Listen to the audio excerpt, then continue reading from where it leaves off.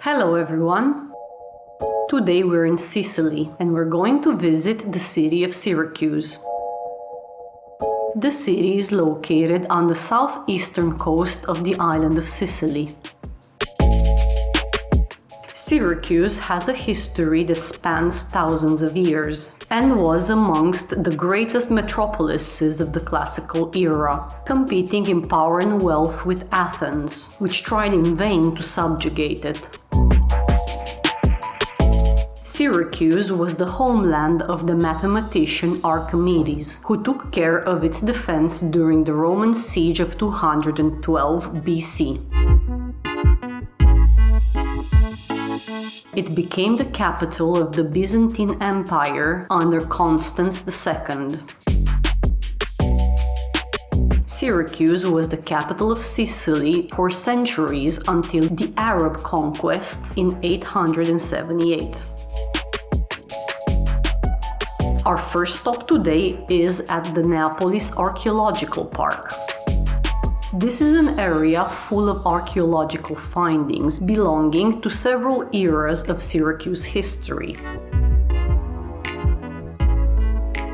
Due to the quantity and relevance of its monuments, it is considered one of the most important archaeological areas in Sicily, as well as one of the largest in the Mediterranean basin.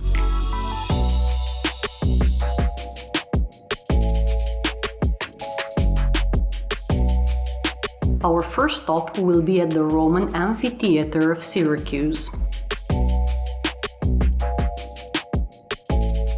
This is one of the most representative constructions of the early Roman imperial era. The amphitheater is mostly excavated into the rock, and almost nothing of the superstructure, which was built out of masonry, survived.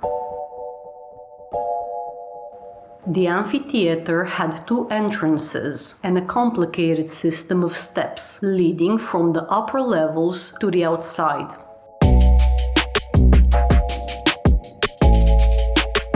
And in the center of the arena was a rectangular pit, which was originally covered. An underground passage ran from this pit to the entrance at the southern end of the amphitheater. The pit and the passages were necessary for the machinery used during the performances. The seats in the cavea were separated from the arena itself by a high platform, below which was a vaulted corridor, through which the gladiators entered the arena. Above this were the front seats, which were reserved for dignitaries. Above, there are two other covered walkways that go around the entire arena, under the seats, while a third walkway went around the top of the monument and may have had a colonnaded portico running all the way around it. From all these circular alleys, a series of radial passages allowed access to the different sectors of the cavea. The amphitheater was first excavated in 1839 by Domenico Lo Faso Pietrasanta.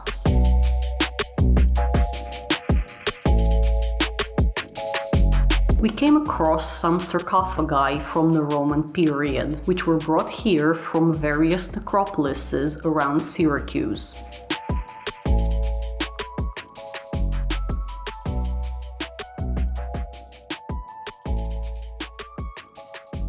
Next to the Roman amphitheater we find Hiero's altar, in Italian Area di Hierone, also known as the Great Altar of Syracuse.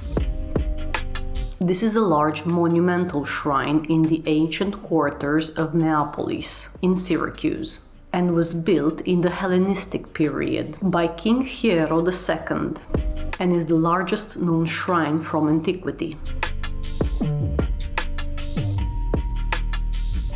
The shrine was probably dedicated to the god Eleuterio.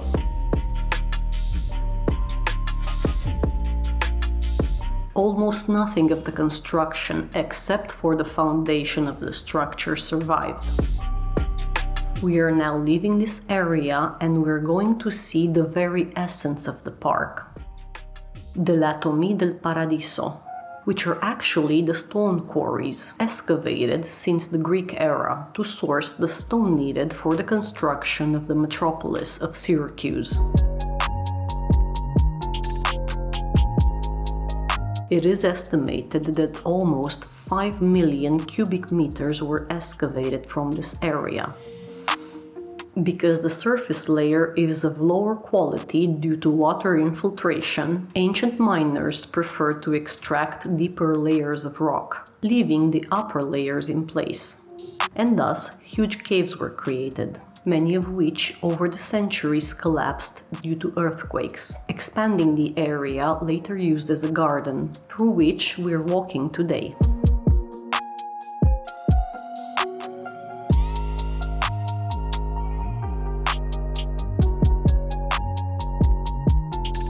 The huge pillar that stands isolated in the quarry of the Archaeological Park once supported a cave, which has since collapsed. As a result, an area of dark caves became a green place over the centuries.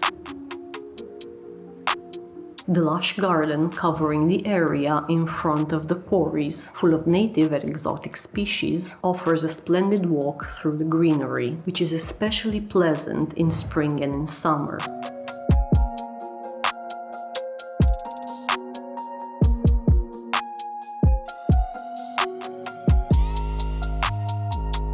The word Latomie came from the Greek word for stone and cut, thus indicating the open-air prisons that were filled with prisoners and slaves, as early as the 5th century BC. The prisoners were used to work in the caves to extract limestone, which was used for almost all construction work at the time. This was a true ancient place of death, which reached its maximum capacity after the battle between Sparta and Syracuse in 415 to 414 BC. In those days, the damp caves, saturated with heavy dust, were the inhospitable homes of over 20,000 prisoners. We can find a lot of Latomies in Syracuse. There are 12 throughout the city. The smallest ones were since swallowed up by the modern city, but some of them can still be visited. The Latomie del Paradiso, Santa Venera, in Tagliatella, inside the park, and the Latomie dei Cappuccini.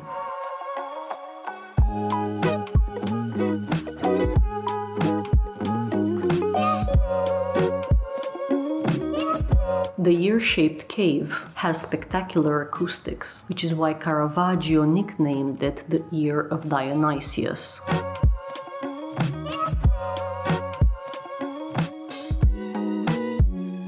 This cave was excavated in the Greco-Roman times as a water storage for Syracuse. First, a narrow tunnel was dug. This tunnel was widened, digging down and sideways, giving the cave its unusual shape. The small, narrow tunnel is still visible at the top of this artificial cave. An earthquake hit this area, causing damage to the cave, which later became unusable for storing water. Legend has it that the city's paranoid tyrant Dionysius used to listen to the conversations of his prisoners from the top of the mine, and then punished those who plotted against him. Dionysius here has very good acoustics. It is said that people's voices are amplified up to 16 times. And with the help of a good torchlight, you will see the marks left in the rock by the old scaffolding. Unfortunately, some of the quarries of the archaeological park, except for the Ear of Dionysius and a few others, are usually closed to the visitors due to the lack of staff and danger of collapse. From here, we're going to the other side of the park, where the Greek theater is located. The little house you can see on the top of that rock, which is built overlooking the ancient Greek theater, is the last water mill that used water from the Nymphs grotto. The mills were built in the 16th century during the Spanish period, when the fountains from the Greek era were reactivated. The road we are walking on is called Via dei Sepolcri and measures 150 meters. On this road we find some caves dug into the rock that were used as tombs and are located above the Greek theater. The tombs were dug in the Byzantine era into the rock wall that supported the upper portico, running along the edge of the theater. These tombs were made in the arcosolium style, which means that they consist of an arched niche in which the deceased could be placed. The presence of the graves gave the road its name, Via dei Sepolcri, which in translation is the Street of the Tombs.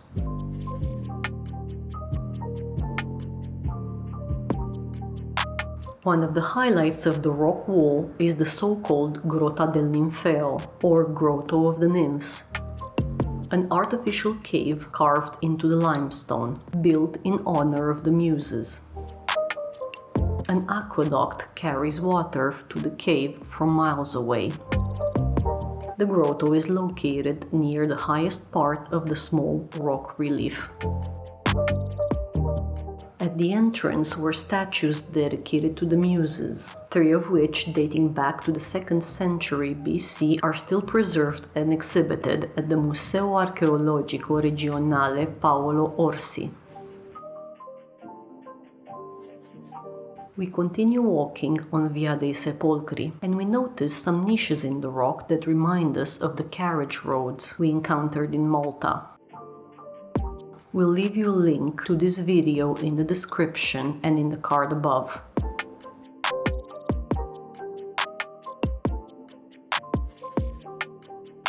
Unfortunately, the road is blocked from this point on, but from what we read, it continues with other burial grottos following an upward slope that goes first to the west and then to the south.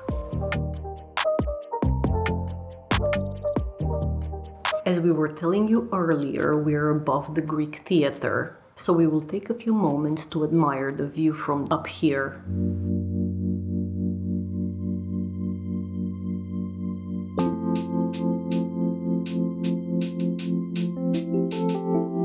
This Greek theater was built in the 5th century BC by the architect Demokopos and was rebuilt in the 3rd century BC and renovated again in the Roman period. Today the theater is part of a UNESCO World Heritage Site.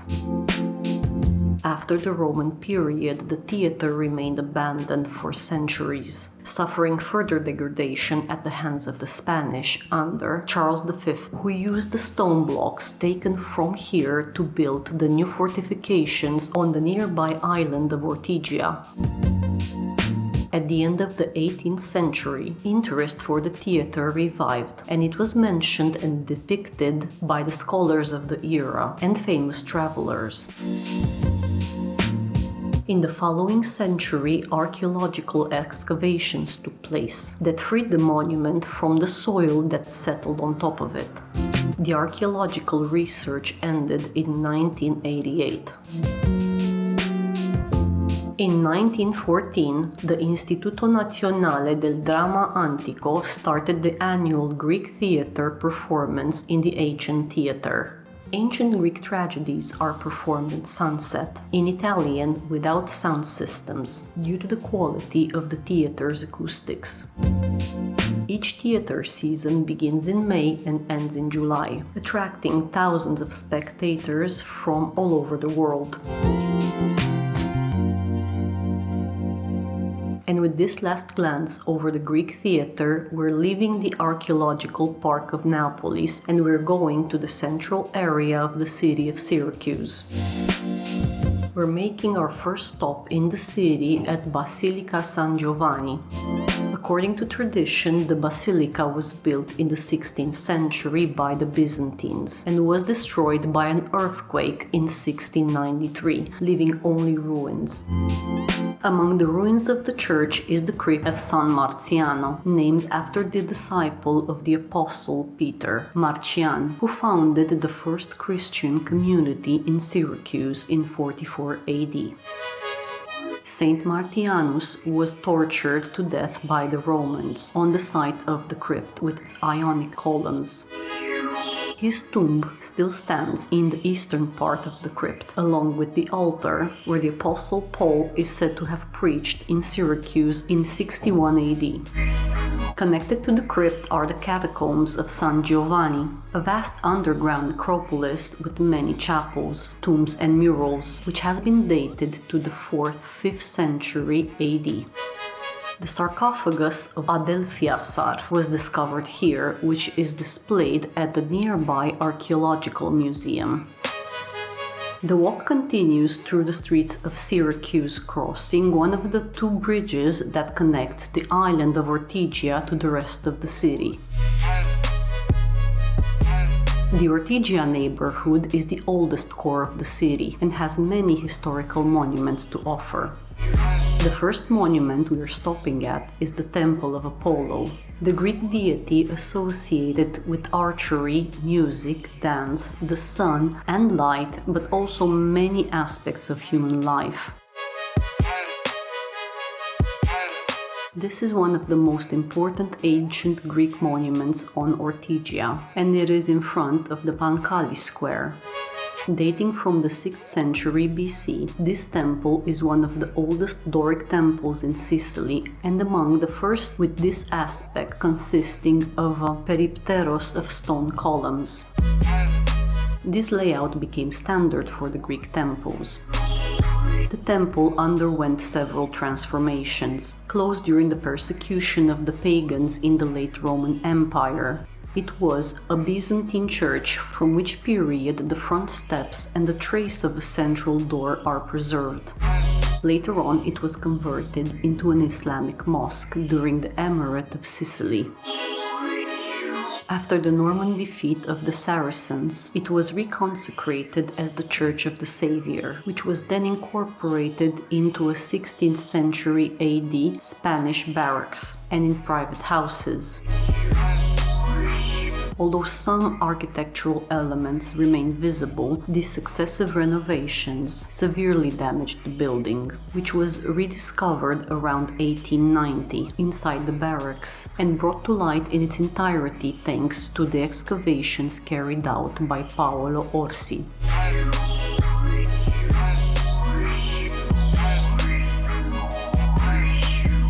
The walk through the island of Ortygia continues through Piazza Minerva until we cross Piazza Duomo, where we find the Metropolitan Cathedral of the Nativity of Saint Mary. An old Catholic church, seat of the Catholic Archdiocese of Syracuse.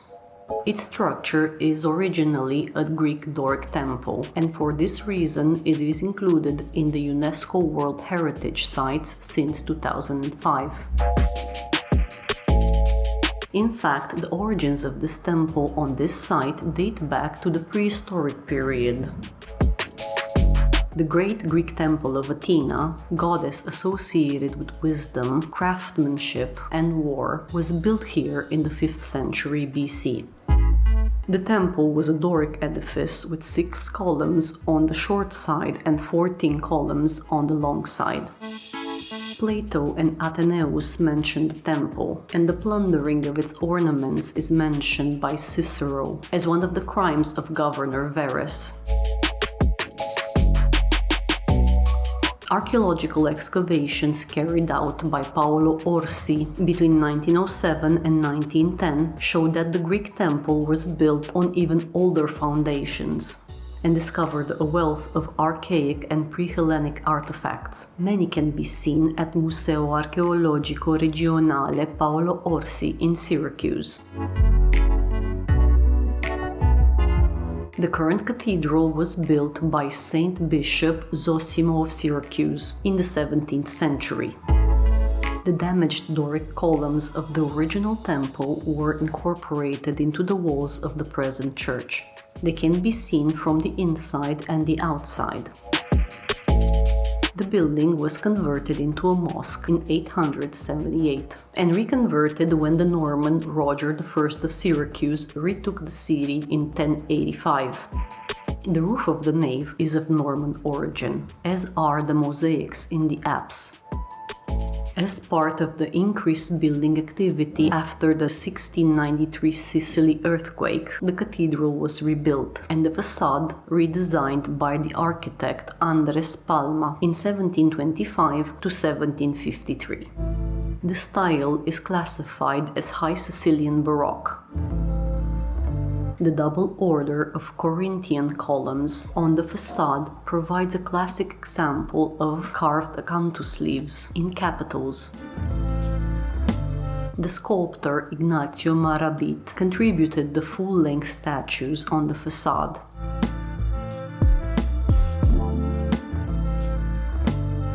To the right of Piazza Duomo, you can see the Church of St. Lucia, a Roman Catholic church in the Baroque style, now deconsecrated and used for exhibitions and special events.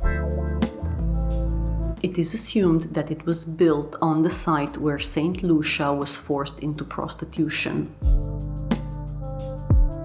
From Piazza Duomo, we're going to Piazza Archimedes to see Diana's fountain, built by Giulio Moschetti with the help of his son Mario Moschetti in 10 months between 1906 and 1907 at the request of the authorities of the city of Syracuse. The fountain faces south and highlights the figure of Diana, the Roman goddess of the hunt and protector of Ortygia in antiquity. The sculpture of Diana carries a bow and is accompanied by a dog, attributes of the goddess of the hunt. At her feet is Arethusa, the Nereid who fled her home in Arcadia under the sea, and according to the legend was turned into a freshwater fountain on the island of Ortygia. Next to Arethusa is her lover, Alpheus, who is amazed at what is happening to her. Inside of the fountain basin we can find 4 tritons on 2 seahorses and 2 sea monsters, and on the edge of the basin are mosques and coats of arms. And with this last stop on today's trip, our walk through Syracuse is coming to an end. But we hope to return one day to visit the rest of the fascinating places that this city has to offer. If you've liked today's walk and want to join us on the next one, subscribe to the channel. Share this video with others and leave it a like so we know you've enjoyed it. And we will see you again in 2 weeks when we'll go to Taormina, a wonderful little city in Sicily overlooking the Mediterranean Sea, where Teatro Antico di Taormina, Villa Comunale di Taormina, and many other wonderful places await.